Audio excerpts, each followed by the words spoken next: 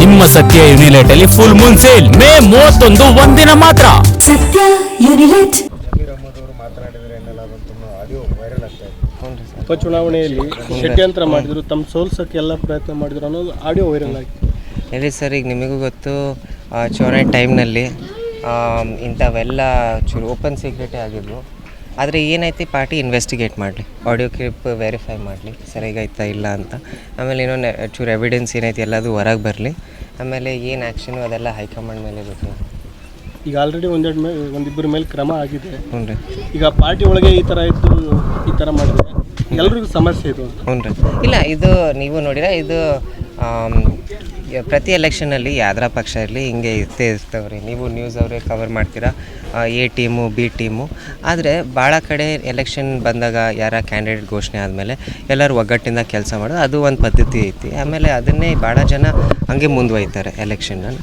ಆದರೆ ಯಾರ್ಯಾರು ಏನೇನು ಮಾಡಲ್ಲ, ಆ್ಯಂಟಿ ಪಾರ್ಟಿ ಬಿಹೇವ್ ಮಾಡ್ತಾರೆ, ಅದು ಯಾರಿಗೂ ಚೆನ್ನಾಗಿ ಅನ್ಸಲ್ಲ ರೀ. ಪಾರ್ಟಿಗೂ ಚೆನ್ನಾಗಿ ಅನ್ಸಲ್ಲ, ಪಾರ್ಟಿ ಸಪೋರ್ಟ್ ಮಾಡೋ ಜನಕ್ಕೂ ಚೆನ್ನಾಗಿ ಅನ್ಸಲ್ಲ, ಮತದಾರಿಗೂ ಚೆನ್ನಾಗಿ ಅನ್ಸಲ್ಲ ರೀ. ಸೊ ಏನೈತಿ, ಮುಂದೆ ಹೈಕಮಾಂಡ್ ಡಿಸಿಷನ್ ತಗೊಳ್ರಿ ಸರ್. ಈಗ ಪಕ್ಷೇತರ ಅಭ್ಯರ್ಥಿಗೆ ಸಪೋರ್ಟ್ ಮಾಡಬೇಕು, ಅಲ್ಲಿ ವೋಟ್ ಹಾಕಿಸ್ಬೇಕು ಅಂತ ಹೇಳಿದ್ರು.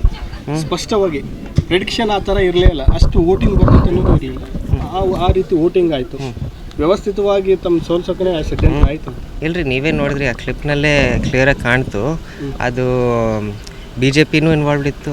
BJP ಅವ್ರ ಕ್ಯಾಂಡಿಡೇಟ್ ಹೆಸರು ತಗೊಂಡಿದ್ರು, ಸ್ಪಷ್ಟವಾಗಿ ಮಾತಾಡಿದ್ರು ಅವ್ರ ಜೊತೆ ಅಂತಲೇ ಒಂದು ಪಾರ್ಟ್ ಇತ್ತು ಕ್ಲಿಪ್ನಲ್ಲಿ. BJP ಕ್ಯಾಂಡಿಡೇಟ್ ಇದ್ದರು, SDPI ಕ್ಯಾಂಡಿಡೇಟ್ ಇದ್ದರು, ಇಂಡಿಪೆಂಡೆಂಟ್ ಕ್ಯಾಂಡಿಡೇಟ್ಸ್ ಇದ್ದರು. ಸೊ ಇದು ಕ್ಲಿಯರಾಗಿ ಗೊತ್ತಾಯಿತು. ಈಗ ನಮ್ದು ಎಲ್ಲರದು ಅದೇ ಒಂದು ಕ್ವೆಶ್ಚನ್ ಇತ್ತಲ್ರ, ಎಲೆಕ್ಷನ್ ನಡೆಯೋಕ್ಕಾರ ಷಡ್ಯಂತ್ರ ನಡೀತೈತಿ ಅಂತಲೂ ಅನಿಸ್ತಿತ್ತು.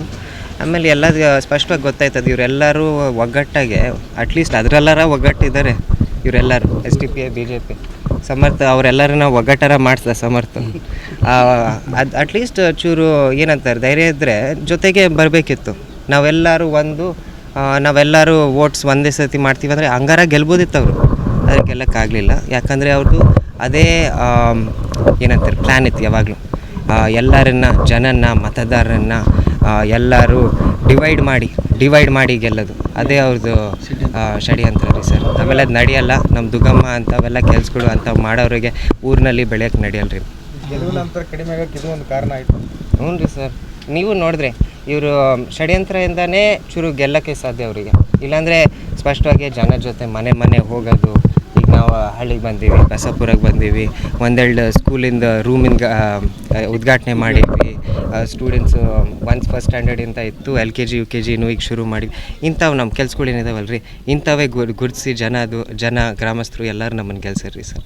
ಸೊ ಇಂಥವು ಕೆಲಸಗಳು ಮಾಡಲಿ, ಅವರು ಷಡ್ಯಂತ್ರ ಮಾಡಬೇಡ್ಲಿ. ಅಲ್ಲಿ ಮನೆಗೆ ಬಂದರು, ಹ್ಞೂ ರೀ, ಸಿಹಿ ಮುತ್ತು ಕೊಟ್ಟರು, ಆಮೇಲೆ ಈ ಥರ ಆಡಿಯೋ ಅಂತಂತಂದರೆ ಹೇಗೆ? ಅದಕ್ಕೆ ಆ ಆಡಿಯೋ ಏನೈತಿ ವೆರಿಫೈ ಮಾಡಲಿ ಸರ್, ವೆರಿಫೈ ಮಾಡಲಿ.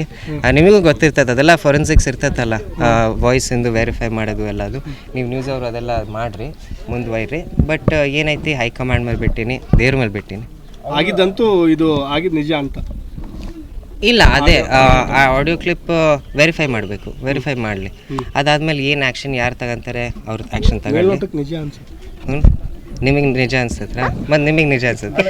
ಆಡಿಯೋ ಕ್ಲಿಪ್ ಹೊರತಾಗಿಯೂ ಆಡಿಯೋ ಕ್ಲಿಪ್ ಬಿಟ್ಟು ಬೇರೆದು ನಾವು ವಿಚಾರ ಮಾಡಿದ್ವಿ. ಆ ವೇಳೆ ಚುನಾವಣೆ ವೇಳೆ ಪರಿಸ್ಥಿತಿ ಹಾಗೆ ಇತ್ತಲ್ಲ ಸರ್? ಹ್ಞೂ ರೀ ಸರ್. ಸೊ ಅದೇ ಒಂದು ಸಪೋರ್ಟಿಂಗು, ಒಂದು ಏನಂತಾರೆ, ಇದು ಚೂರು ಏನಂತಾರೆ, ನಮ್ಮ ಕ್ವಿನ್ಸಿಡೆನ್ಸಲ್ ಟೆನ್ಷಲ್ ಎವಿಡೆನ್ಸು ಅಂಥದ್ದು ಬೇಡ. ಅಂದರೆ ಇದು ಸಿಮಿಲರ್ ಎವಿಡೆನ್ಸ್ ಅಂತ, ಸತ್ಯ ಅಂತ ನಮ್ಮದು ಅದೆಲ್ಲ. ಆಮೇಲೆ ವೆರಿಫೈ ಮಾಡಿರಿ, ಯಾರು ಏನು ಆ್ಯಕ್ಷನ್ ತಗೊಳೋದೈತಿ ಪಕ್ಷ ತಗೊಂತೈತಿ.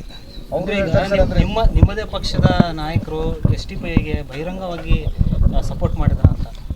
BJPಗೆ ಸಪೋರ್ಟ್ ಮಾಡಿದ್ರೆ ಅಲ್ಲ, ನಿಮಗೆ ಒಂದು ಆಂತರಿಕ ಒಂದು ಚರ್ಚೆ ಅಂತ ಇರುತ್ತೆ ಪಕ್ಷದಲ್ಲಿ, ಸೋಲಾಗಲಿ ಗೆಲುವಾಗಲಿ.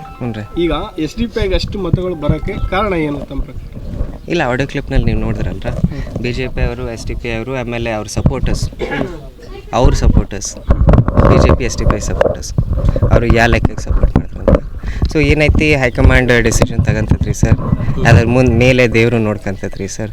ಯಾಕಂದರೆ ಇಂಥವೆಲ್ಲ ಮಾಡಿದ್ರೆ ದಯವಿಟ್ಟು, ನಾನು ರಾಜಕೀಯ ಹೊಸಬ್ನಿರ್ಬೋದು, ನಾವು ಯುವಕರು, ಅದಕ್ಕೆ ನಾವು ಬರೀ ಎಲ್ಲರ ಹೋದರೆ ಕೆಲಸದ ಬಗ್ಗೆ ಮಾತಾಡ್ತೀವಿ, ಕೆಲಸ ಮುಂದುವೈತೀವಿ. ಹಂಗಾರ ಅವ್ರು ಮುಂದೋಗ್ಲಿ, ಷಡ್ಯಂತ್ರ ಮಾಡೋದು ಬಿಡ್ರಿ ಅಂತ ಹೇಳಿ ನನ್ನ ಮಾತು ಮುಗಿಸ್ತೀನಿ. ಹೊಸತನ ಅಂತ ಇಟ್ಕೊಂಡು ಏನೋ ಬದಲಾವಣೆ ಮಾಡಬೇಕು ಅಂತ ಬಂದಿರ್ತೀರಿ, ಆರಂಭದಲ್ಲೇ ಈ ಥರ ಆದ ಭಾಳ ಡಿಸ್ಕರೇಜಿಂಗ್ ಅನ್ಸುತ್ತೆ ನಮ್ಮ ಯೂತ್ಸಿಗೆ. ಯಾಕಂದರೆ ನೀವು ನೋಡಿದ್ರೆ ನಮ್ಮ ಕರ್ನಾಟಕನಲ್ಲಿ ನಾವು ಎಲ್ಲಕ್ಕಿಂತ ಚಿಕ್ಕವರು. ಆಮೇಲೆ ನಾವು ಒಬ್ಬರು ಯೂತ್ಸು ಈಗ ಒಂದು ಆಪರ್ಚುನಿಟಿನಲ್ಲಿ ನಾವು ಮುಂದೆ ಎಲೆಕ್ಷನ್ನು ಎಷ್ಟು ಚೆನ್ನಾಗಿ ನಡ್ಸೋಕ್ಕೆ ಎಲ್ಲರನ್ನು ಭೇಟಿ ಆಗೋದು, ಧರ್ಮ ನೋಡಲ್ಲ, ಜಾತಿ ನೋಡಲ್ಲ, ಎಲ್ಲರನ್ನ ಕೆಲ್ಸಗಳ ಬಗ್ಗೆ ಅಷ್ಟೇ ಮಾತಾಡ್ಕೊಂತ ಮುಂದೆ ಹೆಜ್ಜೆ ಇಟ್ವಿ. ಆದರೆ ಇವರೆಲ್ಲ ಆ ಒಳ್ಳೆತನ, ಆ ಒಳ್ಳೆ ಮನ್ಸು ಬಿಟ್ಟು ಇಂಥವೇ ಮಾಡೋಕ್ಕೆ ನೋಡ್ತಾರೆ. ಅದಕ್ಕೆ ಏನೈತಿ ದುಗ್ಗಮ್ಮನೇ ನೋಡ್ಕೊಂಡ್ರು, ನಮ್ಮ ಜನ ಅವ್ರ ಮತಗಳ ಜೊತೆನೇ ನೋಡ್ಕೊಂಡ್ರು ಸರ್.